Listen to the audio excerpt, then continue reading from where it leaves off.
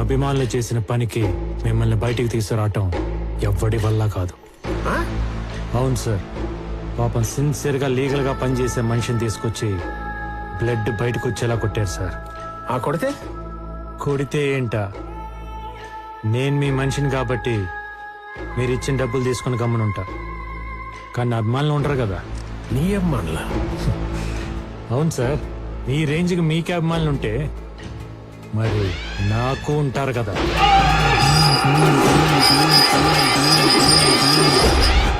Hard core fans.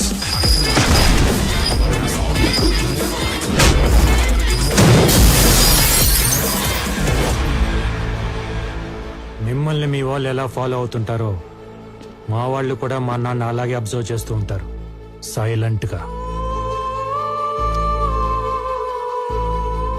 మరంత ప్రేమున్న మా నాన్న తీసుకొచ్చి కొడితే చూస్తూ ఊరుకుంటారా చెప్పండి?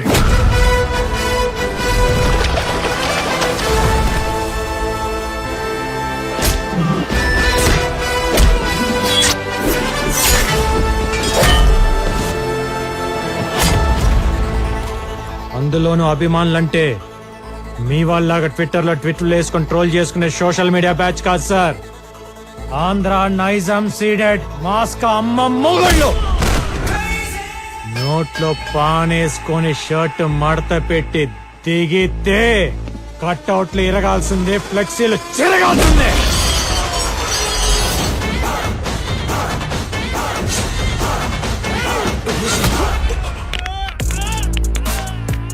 అన్నట్టు మీకు చెప్పడం మర్చిపోయా, నా ఫ్యాన్స్ లో ఒక సైకో నా కొడుకున్నాడు. వాడికి మా నానంటే మరీ పిచ్చి. ఈ లచ్చిగాడి కత్తి పట్టుకొని మా నాన్న పడవటానికి వస్తే వాడిని కొట్టాడు చూడండి. మీరు అలాగే లైన్ లో ఉండండి సార్, చెప్తా.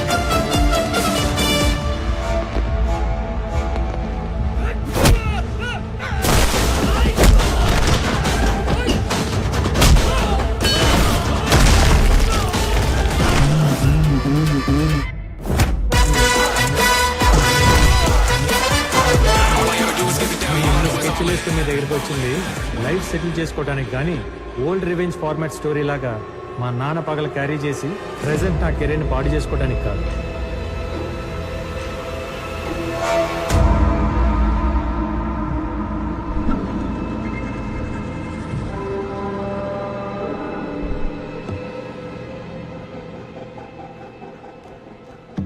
ఏంటి అలా చూస్తున్నావు?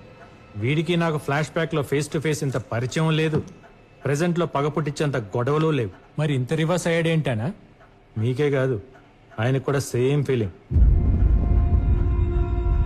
కన్నా తండ్రిని కూడా చూడకుండా కోర్టులో అందరి ముందు అవమానించి బయటికి తోసేసిన కమర్షియల్ నా కొడుకు ఒంట్లో ఫాదర్ అంటే ఇంత ప్రేమ ఉందా అని, వీటిలో ఇన్ని ఎమోషన్స్ ఉన్నాయా అని. కదా నాన్న? నీకు విషయం చెప్పనా, మీ అందరికంటే నాకే ఎమోషన్స్ ఎక్కువ. కానీ అవన్నీ బయటికి కనిపించకుండా పైకి పైసల్ క్యాండిడేట్ లా కవర్ చేసుకుంటూ తిరుగుతుంది ఈ డే కోసమే. ఎందుకో చెప్పనా? ఒక 9 ఏళ్ల కుర్రాడికి వాడి తండ్రి తోడుగా నిలబడి వాడి ఫ్యూచర్ గైడ్ చేయాల్సిన టైంలో వాడి తండ్రిని 10 ఏళ్ల పాటు డిప్రెషన్లోకి పంపించి ఆ పిల్లాడి లైఫ్తో ఆడుకున్నందుకు.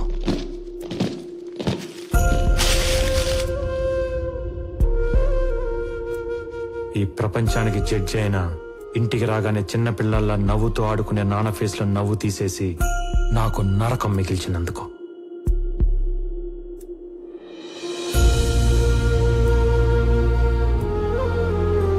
రోజు 10 మందికి న్యాయం చేసే మనిషిని కిరాణా షాప్ పెట్టుకొని సామాన్లు మోసుకునే పొజిషన్ తీసుకొచ్చినందుకు. ఎక్కడికి వెళ్ళినా జడ్జి గారి భారీగా గౌరవించే మా అమ్మని అమూల్య చనిపోయింది మీ ఆయన వల్లనే అంట కదా అని అడిగే ప్రశ్నలకి సమాధానం చెప్పలేక నలుగురిలో అవమానపడిన అమ్మ ఏడుపుకి కారణమైనందుకు.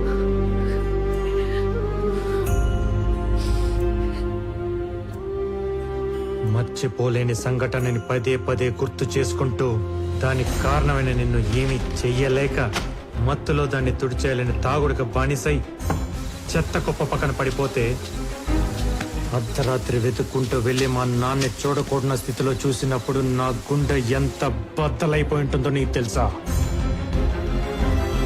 ఇప్పుడు హ్యాపీగా ఉండే నా ఫ్యామిలీకి సైలెన్స్ మిగిల్చి నా కుటుంబాన్ని అవమాన పాలు చేసిన నిన్ను ఏమి చెయ్యలేక నాలో నేను ఏడ్చి ఏడ్చి దొరికిన గోడల మీద బొమ్మలు గీసి నిన్ను చంపేవాడు.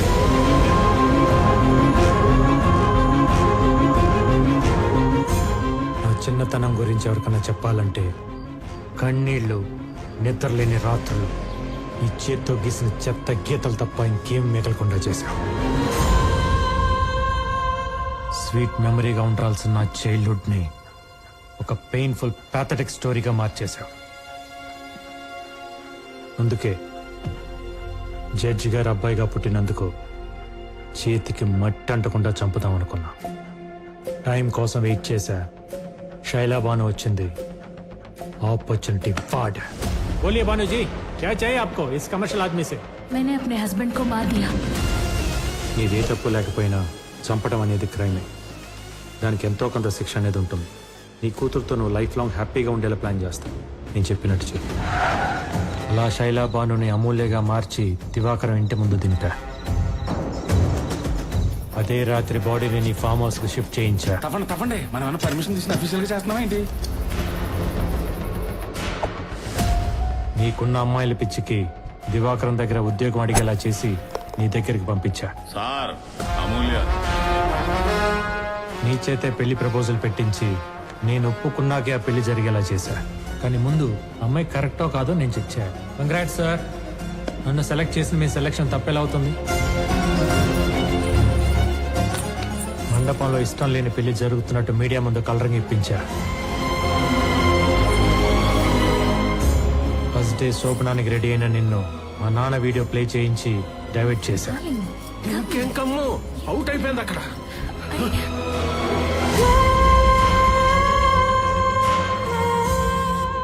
నువ్వు అనుకున్నది యాజ్ ఇట్ ఈస్ గా జరుగుతుంది. 2 minutes లో లైవ్ టెలికాస్ట్. నీ ప్రమాణ స్వీకారాన్ని నీ పతనానికి ముహూర్తంగా పెట్టి ప్రపంచానికి నిన్ను ఒక హంతకులా పరిచయం చేసి నిన్ను పూర్తిగా కార్నర్ చేశా.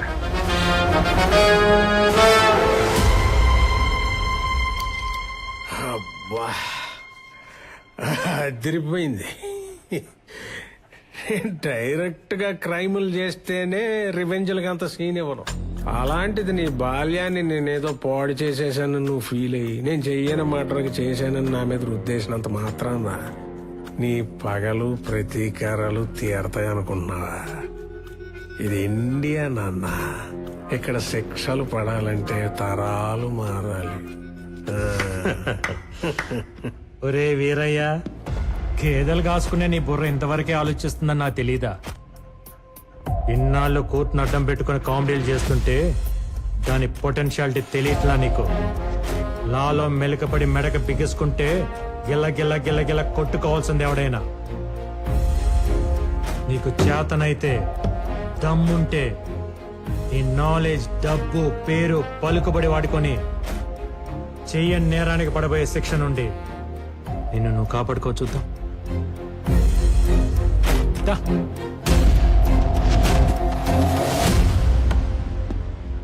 బాగుంది కదా? రెగ్యులర్ రివెంజ్ ఫార్మాట్ లో కొత్త లీగల్ పాయింట్. సమ్మగా ఉంది, మజా వస్తుంది. దా.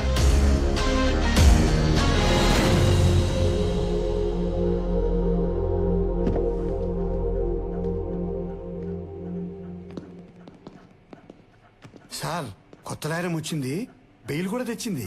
నవ్వండి.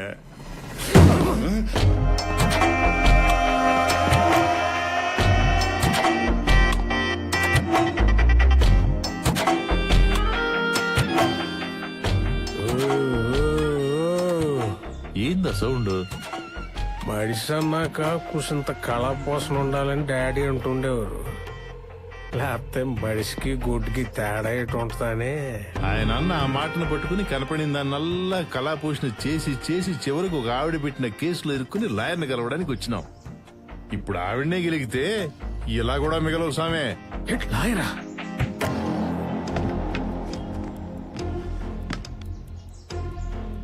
ఏంటి సార్ అంకుల్ డల్ గా ఉన్నారు?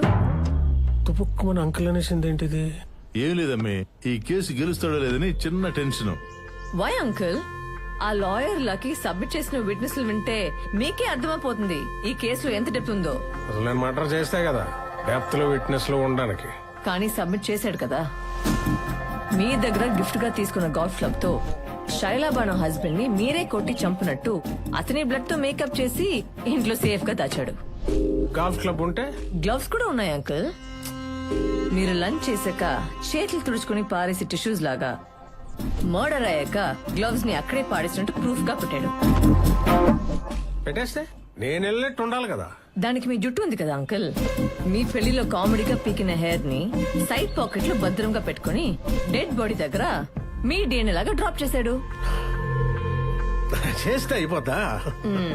అవ్వదని తెలిసే మీ దగ్గర లాగిన డైమండ్ రింగ్ ని ఆ శవాన్ని పూడ్చి పెడుతూ పారేసుకున్నట్టు పోలీసులకి దొరికేలాగా చేశాడు.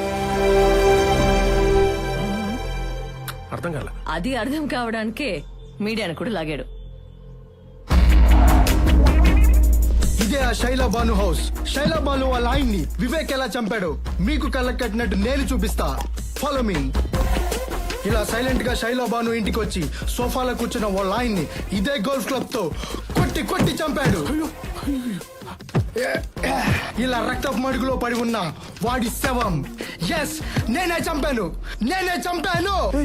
చాలా అన్యాయం ఇది. ఇవన్నీ కనపడే విట్నెస్లు అయితే కనపడని ఎవిడెన్స్ ఎవరిదో తెలుసా? ఎవరు? అంజని ఏం చేశారు? కొంపతీసి ఆడంటావే ఏంటి? ఇప్పుడు వేసేసి పిల్లర్లో తోసేసా. ఇది ఎవరి వర్షను? వంశీదా, బాసుదా, లేదు అరవింద్ గారిదా? కాదు, నాది. రే అంజుబాబు, జాగ్రత్తగా బయలుదేరమ్మా. నేను ఫోన్ చేసి చెప్తేనే నా అభిమానులని సజీవ సమాధి చేశారు. నా దగ్గర ఇంకొక వర్షన్ ఉంది, డైరెక్టర్ది. మీరు చేసిన ఫోన్ కరెక్ట్, చెప్పిన మాటలు వాస్తవమే, కానీ అటేపు అంజని కొట్టి చంపలేదు. హలో సార్, వీడు పోయేలా ఉన్నాడు, ఒకసారి మాట్లాడండి. రే అంజుబాబు, జాగ్రత్తగా బయలుదేరమ్మా. నా ఖర్చులతో నా అభిమానుల సపోర్ట్ తీసుకొని నిన్ను సాగనంపుతున్నా. ఆ లక్కీకి మీరిచ్చిన విల్లాని చెక్ ని క్యాష్ చేసి మీ అభిమానులకి పంచి కిడ్నాప్ అయిన క్యాండిడేట్ ని రాజాలాగా తీసుకెళ్లిపోయాడు.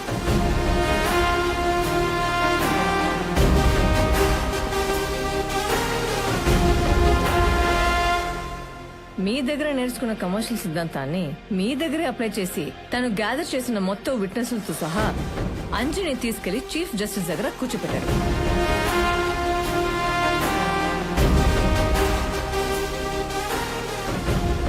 ఒక తండ్రిని గెలిపించడానికి కొడుకుగా ఇదంతా చేసిన ఒక లాయర్ గా లాని కూడా గెలిపించడానికి ఏ లాయర్ కూడా మీ కేసు టేకప్ చేయకుండా ఈ రోజు బార్ కౌన్సిల్లో అతని శైలో రిక్వెస్ట్ చేశాడు. ముఖ్యమంత్రిని కూడా చూడకుండా కేసులు పెట్టి కోర్టుకు ఎక్కించి బోన్లో నిలబెట్టి శిక్షలు వేసిన గొప్ప గొప్ప న్యాయవాదులున్న ఈ దేశంలో కేవలం జీతం మీద జీవితాంతం వాళ్ళు నమ్మిన సిద్ధాంతం కోసం బ్రతికి రిటైర్ అయిన సిన్సియర్ లాయర్స్ ఉన్న ఈ సిస్టమ్ లో రౌడీ వెధవలకు ఆపోనెంట్ గా నిలబడి నడి రోడ్ లో ప్రాణాలు కోల్పోయిన హానెస్ట్ సర్టిఫికేట్స్ ఉన్న ఈ సొసైటీలో కరెన్సీ కక్కుర్తుపడే కమర్షియల్ లాయర్స్ కూడా ఉన్నారనేది నమ్మలేని పచ్చి నిజం. కాబట్టి ఎప్పుడు మనీ కోసమే పనిచేసే మనం అప్పుడప్పుడు మన సాక్షి నమ్మి పనిచేద్దాం ఉంటున్నాం. ఒక మర్డర్ చేసి ధైర్యంగా మా లాయర్ చూసుకుంటాడనే స్టేజ్ నుండి ఏ లాయర్కి తెలిసిన తోలు తీస్తాడనేలా మార్పులు తెద్దాం అంటున్నాం. దానికి ఎగ్జాంపుల్ గా వివేక్ కేసును చూపిద్దాం అంటున్నాం. Politicians, business mans Indian judicial system ఒక ఫ్రేమ్ లో బంధించి ఆడిస్తున్న ఈ కమర్షియల్ గేమ్ ని ఇంతటితో ఆపుదాం అంటున్నాం.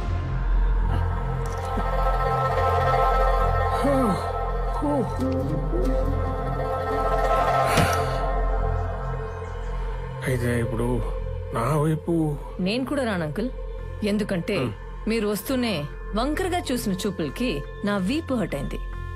నేను చూసింది వీపు కాదులేమ్మా, ఏదో కారణం చెప్పి మొత్తానికి అందరూ కలిసి నన్ను ఊరికింప ఎక్కించేద్దాం చూస్తున్నారు నేను చెయ్యని తప్పుకి ఆ?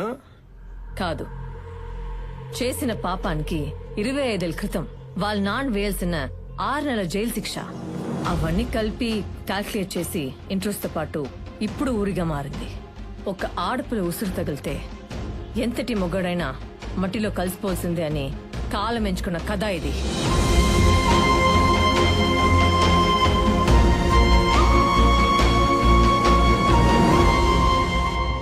ఆడు చెప్పాల్సిన డైలాగ్ వెర్షన్ కూడా నువ్వే చెప్పేస్తున్నావు. బిగినింగ్ నుండి వీళ్ళను అని చివరికి సిస్టమ్ అంతా ఒక్కటి చేసి ఇప్పుడు ఆడి హీరో అయిపోదాం అనుకుంటే నేను చూస్తూ ఊరుకుంటానా? చచ్చినా ఊరుకోను. బయటకు వచ్చిన ఆడియన్స్ నా పేరు మాత్రమే చెప్పుకోవాలి. గ్రేట్ ఆంధ్ర, తెలుగు 360, తుపాకీ, తెలుగు 1 2 3, మిర్చి 9, ఐడిల్ బ్రెయిన్ అందరూ నా గురించి రివ్యూస్ రాసేలా చేస్తా. అంకుల్ అంకుల్ అంకుల్ అంకుల్ ఏదో ఒకసారి మావయ్య అన్నమ్మా. మావయ్య చాలు ఊరుకంబ ఎక్కేస్తాను.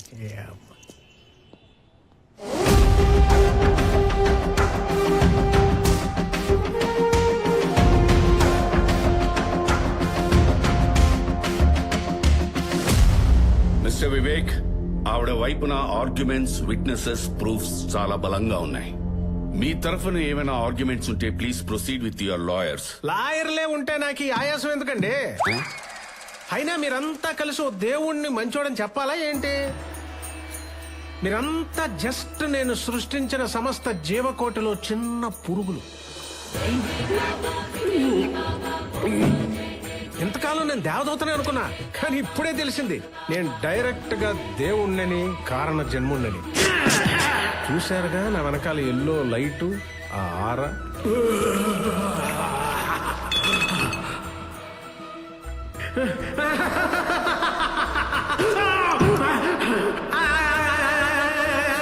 పాపం బాగా పేరుకుపోయినప్పుడు నేచర్ ఆ చెత్తనా కొడుకు చైనా వాడి సహాయంతో కరోనా వైరస్ సృష్టించి ఈ భూమి మీద పేరుకుపోయిన చెత్త, పొల్యూషన్ ని కొంత శాతం తగ్గించినట్టు నేను ఈ న్యాయ వ్యవస్థలో పేరుకుపోయిన కమర్షియల్ అనే వైరస్ ని నా వంతు తగ్గించడానికి ఈ పక్కా కమర్షియల్ లాయర్ లక్కీని సెలెక్ట్ చేసుకుని ప్రక్షాళన చేశాను.